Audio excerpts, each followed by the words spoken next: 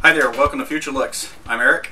We're going to take a look at a board aimed at some of the toughest gamers on the planet, possibly some of the toughest overclockers, some of the strongest enthusiasts who get basically every bit of enjoyment out of tweaking their board, either whether it be for getting the most frame rates or overclocking that processor into just crazy territory. We're going to take a look at the Maximus 4 Extreme from ASUS. Alright, since this board is designed for overclockers, it supports 2600K processors, the unlocked SKUs from Intel. That's the LGA1155. The idea is to overclock those processors as far as you can before heat becoming an issue. This board is set up just for that particular purpose. It supports some of the highest overclocking DDR3 you can find. That would be 2400 megahertz DDR3, which you can find some of the vendors right now. Kingston carries some Genesis that's rated to 2133, and of course, rumors of faster coming. Some records have been already set with this board in that regards, as well as the processor. This board is tuned for 3-way SLI, NVIDIA SLI, and of course 3-way Crossfire X. So now we're going to take a look here. Alright, inside you're going to get two black boxes. The first of which carries your motherboard, and of course your accessories box. And a nice little neat package. Give you kind of a organized look here of what they've done. I kind of like this quite a bit, actually. We've got your 3-way PCI, NVIDIA PCIe bridge here for doing your 3-way SLI. If you do a 2-way or something and you need the extra space with a flexible 2-way bridge there, and of course also for your Crossfire. So you got every configuration you're going to need. You got your front panel headers for the board. They connect to your case and you can plug these in. They're super easy to get connected, and of course they've added little extras here for the overclocking headers that are around the power reset buttons, all set up for overclocking. We'll show you where those go in just a moment. And then of course a neat little feature that they've added to this is a Bluetooth adapter. Plugs straight in on your board there. Has a on and off switch here on the back. So basically, nice little unique feature for those out there who need Bluetooth connectivity. We've seen this something similar, just basic to on their Z68 boards, other type boards that are coming. The bundle also includes plenty of SATA 3 cables. You got 8 of them, 90 degree, and of course straight. Some with the white tips, some solid black. Extra USB connector here on the back. It's give you a little USB 3 USB connectivity. We've got a USB wire here. This is just female for plugging in charging devices. Extra little stickers on the bottom. A matching I/O shield with the padding here on the back, so you don't do any extra grounding.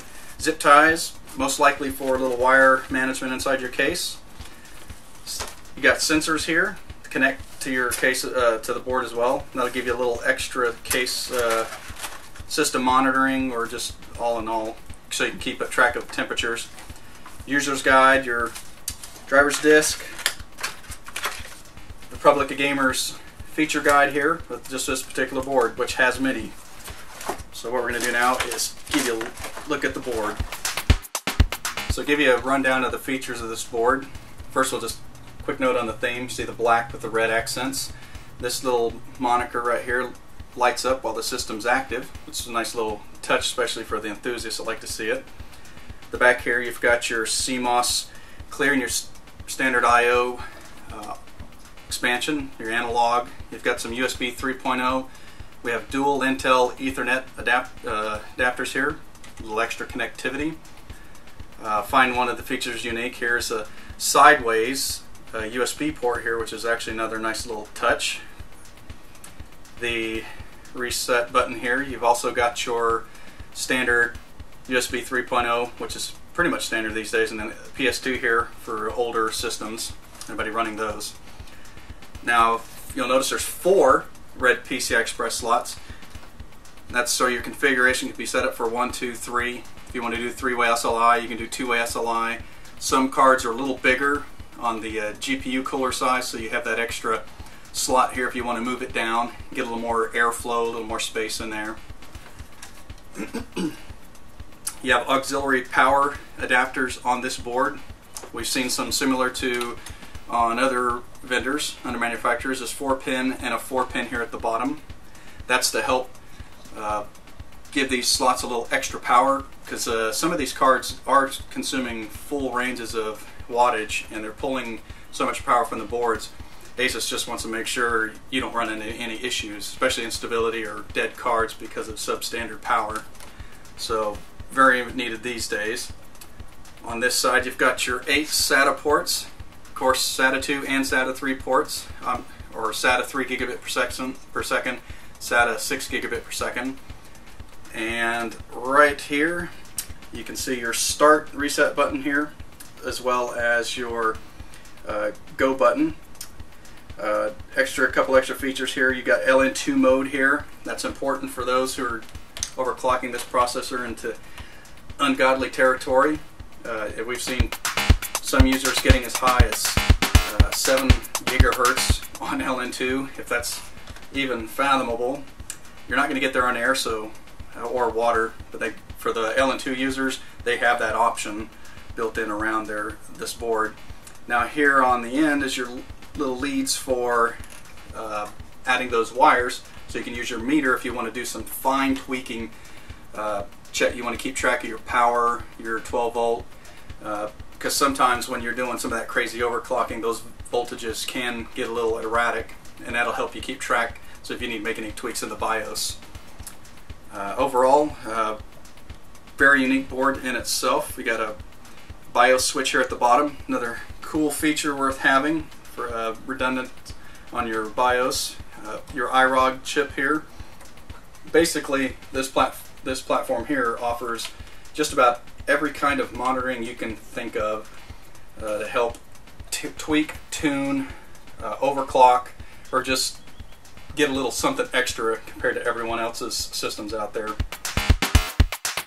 And that concludes our look at the ASUS Maximus 4 P67 chipset. It's the B3 stepping, so it's free of any SATA issues that may or may have never have occurred. Again, totally tuned for extreme overclockers, gamers, anyone who wants to tweak the system to give them the very last possible frame rate or score the highest on any benchmark. All the features you could possibly want, right down to a good-looking theme for the enthusiasts who want to do some modding. And that's it. You can find this board various retailers for about $360, $365 US and Canadian. Not bad for such a feature-rich board. So what we're going to do is give this one a tune and see where it can go on our test bench. Thank you very much for watching. We'll see you again soon.